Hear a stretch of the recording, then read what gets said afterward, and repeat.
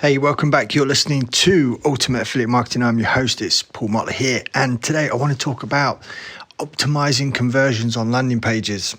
All right. And you might be thinking, oh my God, what are we talking about here?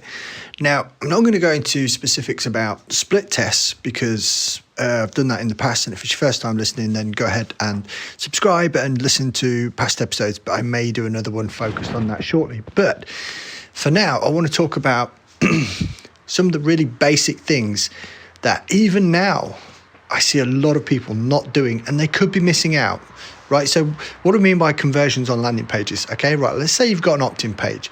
So you're sending traffic there and the ideal is that you are giving them some sort of value or some sort of incentive for them to then give you their details. It might be their name, it might be their email address, in some cases it might be a phone number, but increase the conversions by asking for less. Now, okay, there are some, people that have trained of thoughts of thinking, well, the more you ask, the higher the quality of the lead. I understand that, but you can get to know people or they can get to know you further down the line through your email automations and your email sequences to obviously get them to know, like, and trust you. So we're not going to go into that. What I'm talking about is how you can actually make sure that your conversions are better. So let's say you've got an opt-in page at the moment and it's, you're getting like a 10% opt-in rate. Well, what if you could increase that to a 20% opt-in rate? Now you might think, great, an extra 10%. No, it's 100 times better than it was. I hope I got the maths right there. So basically, instead of 10, you're getting an extra 10, which is, again, it's 100 times more.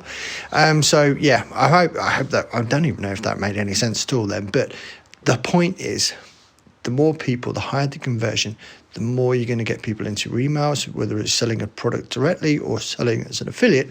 Obviously, that's your first step, getting those people to commit to give them or give you their email address. So how do we go about it? Well, what's the key thing? Number one, validate the actual email itself. Now, there are ways to actually make sure that you're getting a valid email address. Now, I know people might be putting in bobhope@aol.com or something like that into your landing pages or, thissuckshit.com or whatever it is, right? So, there are some people out there which just fragrantly put fake email addresses in because they just want to see what's on the next, and they don't want to go on your email list really, but there is something you can do about it. Now, I use a company from Kevin David's Magic Marketer, right? So there's going to be a link in the comments here, so you need to go and check that out because it is really, really good. I'm not even using half of what's included in that now, and it's really seriously helping my business. One of the things is an email validator, okay, right? So it can validate when people put their emails in, right? So that gets rid of all the fake ones. Now, you might see that your conversions go down a little, but you're going to be getting the better quality, of course, as well. So that's one of the things. And it's kind of like contradictory to what I said in the opening sequence of this podcast, but stay with me here, right? Because it's important.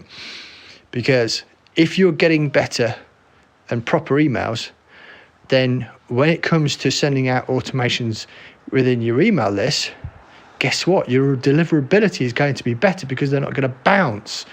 Because if your email automation sequence or your software sends out an email to a fake email address, it's going to bounce. And that starts to kill your deliverability to all those good emails that you should have. Right. Another thing that Magic Marketer does is actually you can upload your email list and it will scan through for possible fake emails. And then you can get rid of all the crap and all the dross, which again drives up your delivery rate, which means more people are actually going to get the emails that you should be getting because, believe it or not, just because you send an email out to your list doesn't mean that everyone's going to get it. Some will get stuck into the promo, some will get stuck into the spam, and it's terrible, right? They'd never see it. It shouldn't be happening. So, going back, what else can we do? We can include testimonials on the page itself about the product or service or whatever you're about to deliver to them in order for them to give their details to you. So if you have those testimonials, great. But you can also borrow authority as well. When I'm talking about borrowing authority, is that if you can go and find a quote from Tony Robbins talking about the topic of what you're talking about, then you can include that, right? Now, it's not Tony Robbins giving you a testimonial. It's someone else with way more authority than you and I talking about the topic in which you are basing your whole funnel on. And that is absolute golden, right? So you can go and find all these different people that are talking about these big influencers that are talking about this sort of thing and include that into your opt-in page, right? So that's what we call borrowed authority. Again, what else can we do? We can use social proof. Now, what is social proof? In this particular case, we're talking about those little pop-ups which come up. You know, when you go to a landing page and it says, John from Stevenage just opted in, or Sarah from London just got this or that, right? There's little things keep popping up, right? They're called social proof apps. Again, Magic Marketer has one included in that, which is why it's such a cool platform to use, right? And believe me, go and check show notes.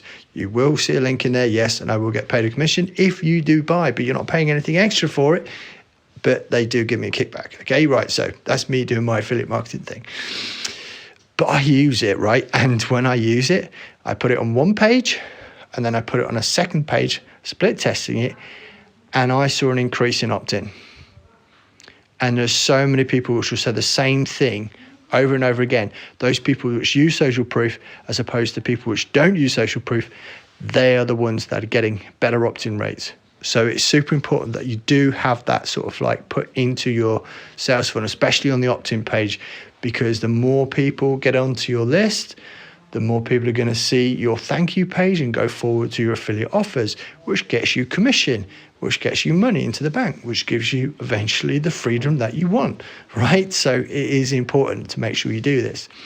And those are my sort of like quick tips, if you like, to try and increase the conversions on your page so you can grow your email email list better, faster, and more productive, right? So that's what, at the end of the day, that's what we really want.